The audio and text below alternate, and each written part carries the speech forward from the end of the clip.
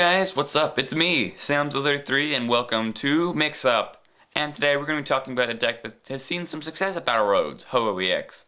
Now, I didn't really think too much of the deck when it first was thought up of the obvious way to use it, but when it got some highlights at Battle Roads, I thought, yeah, it'd make a pretty good episode. So I have been playing with this deck, I do really like the deck, so yeah, let's get to Ho-Oh. And also, before I start talking about Ho-Oh, you might be wondering how I've been doing at Battle Roads. Well, I got 5th at 1, I went 3-1, and got horrible resistance because I lost round 1, and just fought pretty bad opponents. And then I got 3rd, yeah! And no, this is not my victory cup from last year. Yeah, those. Yeah, but this is just the first, or technically it's the second weekend, but I'm going to 6 total, and this is just the first 2, so I definitely have room for improvement. So, now they've looked at my boring, meh Battle Roads report, let's get to the Ho-Oh EX itself. Now, the reason I didn't talk about Ho-Oh decks in the main block of black and white on decks is because I thought it was kind of a rogue deck. Not really that it was like worse than the other decks, mainly just because I thought it was more of a rogue deck and people weren't immediately thinking of it and trying it out. But when I saw that it won 3 Battle Roads in the first week and then another 2 in the next week, I thought it actually might be a big contender in this format. So let's take a look at Ho-Oh EX. So his stats are odd. He has 160 HP, which means he can get 2-hit KO'd by Thunderous, and E-Light cannot protect him from Rayquaza EX. He has a water weakness, which is, could be better, could be worse. Fighting resistance is, of course, very nice. So especially since it's an EX, and Terrakion is always good against those. Now for the main part of Ho-Oh EX, and that is Rebirth. Rebirth lets you flip a coin. If he's in the discard pile, which is very odd, and of heads, you put him onto your bench and attach 3 basic energy cards from your discard pile to Ho-Oh EX. That is an incredible ability, of course. And of course, this can be used with energy acceleration. If you use Ultra Ball and Juniper to discard him as well as energies, and then you can use Energy Switch to get those onto attackers to attack on turn 1 or just, quicker than usual. And of course, the flip, I always hate those, but if you have, 3 or 4 Ho-Ohs in the discard pile, which you should by the late game, it usually won't be a problem. And then he also has an attack, which is decent, Rainbow Burn for 3 colorless energy. Does 20 damage and says that it does 20 more damage for each different type of basic energy attached to him. So it pairs very well with its ability, of course, since they both involve a ton of different basic energy. If you're able to get a Ho-Oh in the active after using a Rebirth, that's turn 180 or 100, depending on if you attach. If you have 4 or 5 energy on him, that's around the amount you'd need to 2-hit KO an EX, and you probably would not be able to build up enough energy to get a KO on a 140 HP stage 2 in 1 hit. So, yeah, those are all his stats. He's actually looking pretty good. So let's take a look at some of the partners that I've come up with for Ho-Oh, because there are quite a lot of them. Tornadus EX is, of course, the king of donks. With a DCE, he can hit for turn 100, only with 1 energy, which is very nice. Of course, he was very good back with Celebi Prime, when that was still around, when you could use Force Breath attached to him. Tornadus, which is not very good, and Tornadus EX were the kings of that. Mewtwo is kind of for the same reason. Again, he's good in Celebi, Mewtwo, Tornadus. So, he's in the title, and he's in every deck. So that's a special privilege that Celebi gets. He gets Mewtwo in the title of his deck. He's so good in it. Regigigas EX for the same reason of double colorless energy. And with Junk Arm gone, it's a bit harder to kind of just catch around Regigigas like we used to in Heart Goes Silveron. And there's not that many things you can catch or KO in Ho-Oh decks. There's not that many cheap prizes you can take off, so there's not much you would want to catch or an attack when Regigigas is in his active spot. So I think he could actually be pretty decent in this deck. Mew EX has a double purpose. First of all, because you have so many different energy types, you're obviously going to be running at least like 6, probably up to 8. You can use the attacks with probably any Pokemon, so say you're fighting Empoleon, you can just give him a water, and there you go, you can use Attack Command, which is very nice. And you can also use Replace to move around your energies to set up new attackers, so Mew EX has a double purpose, and I definitely think it's a very good one in this deck. Shaman EX, just because, it does what Shaman EX does, it's a nice late game attacker. But of course it is a very awful starter, so be careful when using Shaman.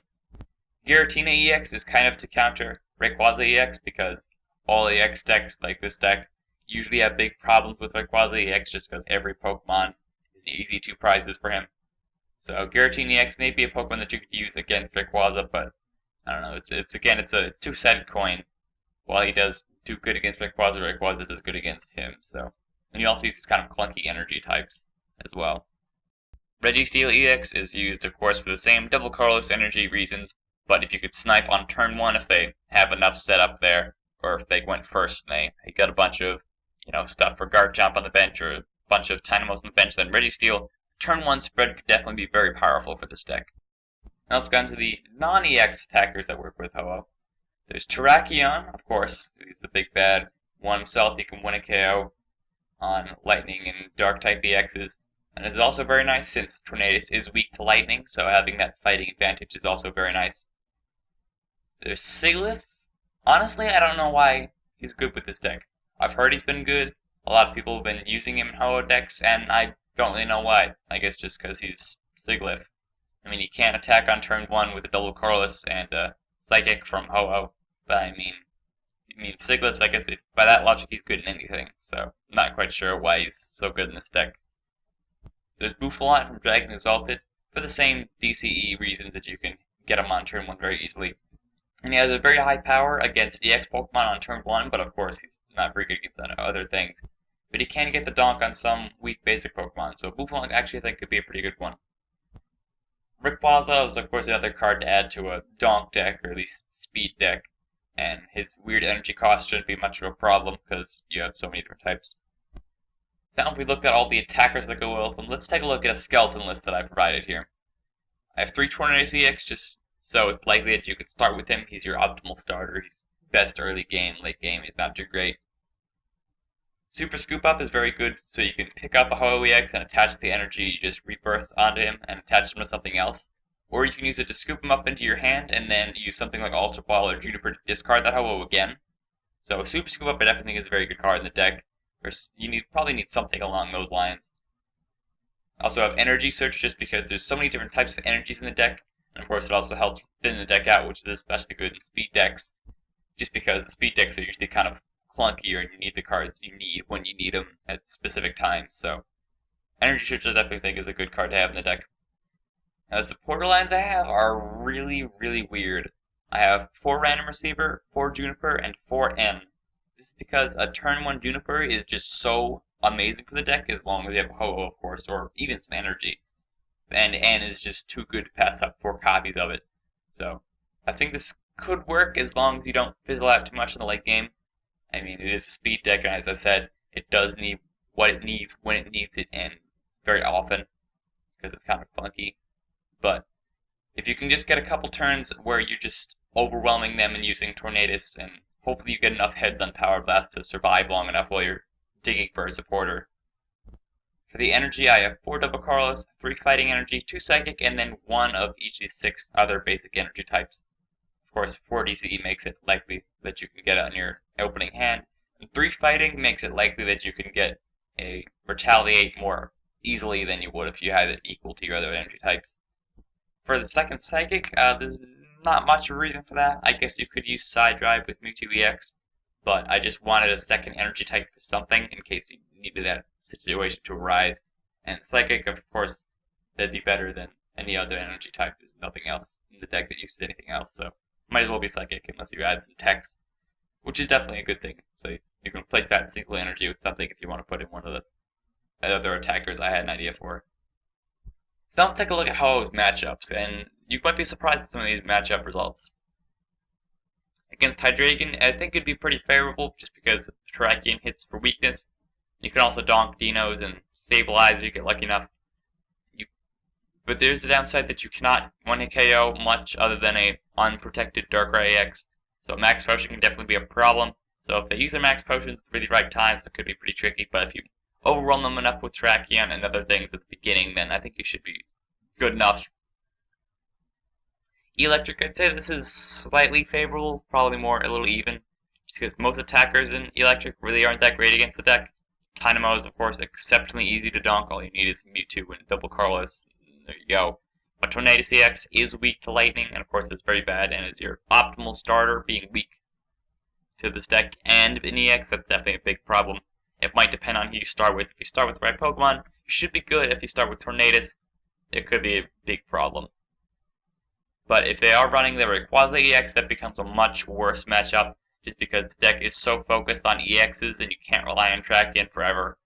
And there's so many targets for him to KO. You need to keep putting Ho-Ohs on the bench unless you can continue to super scoop them up. You should probably not be able to win this matchup very easily. For Darkrai, Mewtwo, or whatever those variants are, I'd say it's a favorable matchup. You are faster than the deck. It's the only other speed deck in the format, and you are a little faster than it. And you do have Trakion to get rid of the Darkrai X, and they can't really go straight Mewtwo War because you are much better in the Mewtwo War. Even if they do run Energy Switch, you're just so much more set for the Mewtwo War that I think this matchup, there's not much they can really do about it.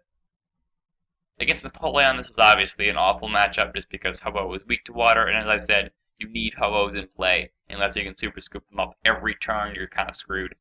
So Napoleon just only needs is a couple catchers, and since it has 160 HP, all you need is 2 Pokemon in your field, and then the full field setup for Ho-Oh to be knocked out in one hit.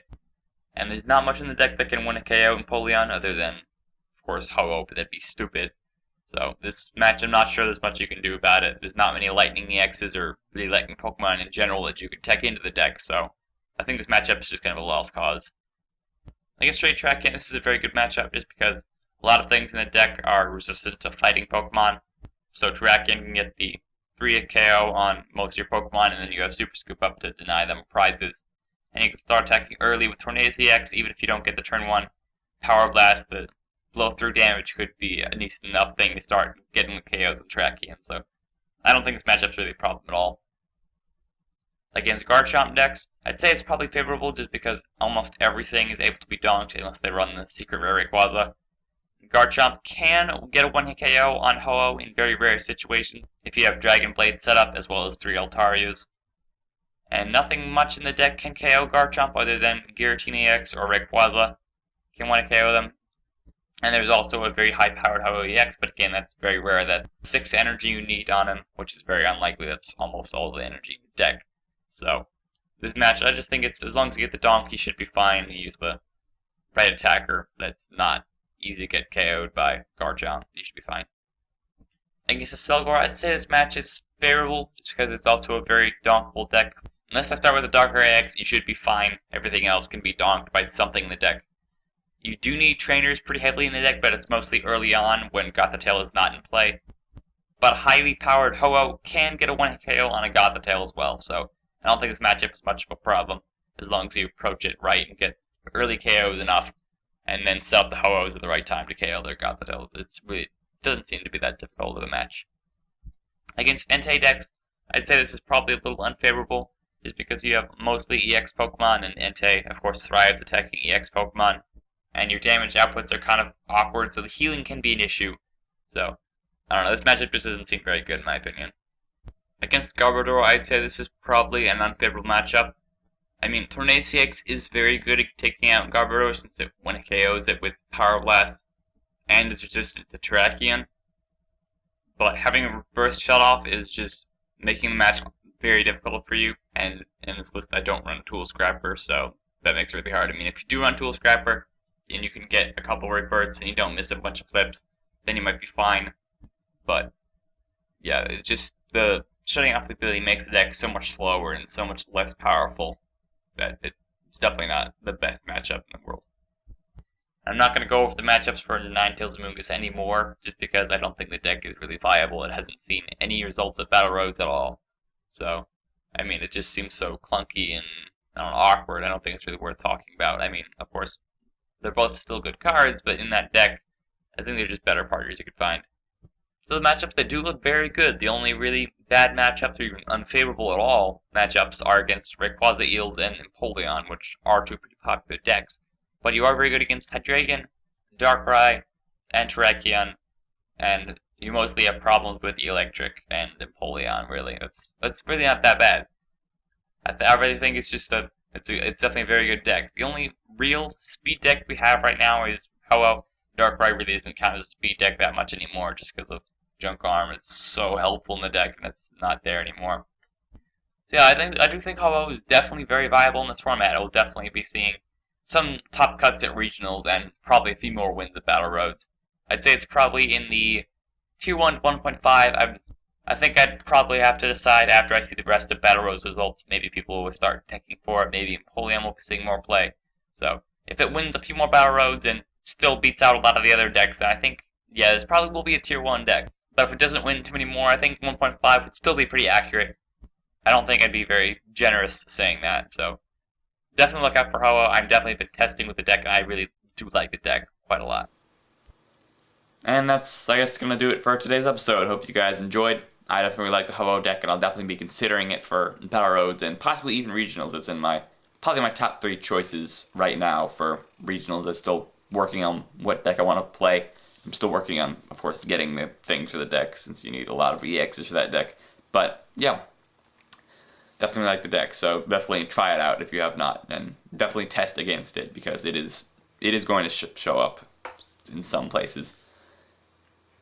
So, what's in store for next week? Well, I think in the past, several weeks, I've been focusing more on, kind of the mainstream thing. I've been talking about, what decks are new and, what is good in the decks, but no, we haven't been going back to the rogue style. Back in the day when I was talking about, rogue cards. So, from now on, I think I'm going to start focusing on more of those interesting cards that I find really cool. And this time there's going to be actual testing of the cards, and I'm going to be matchups, and just a bunch of more thought out episodes instead of the kind of rushed together ones I did before.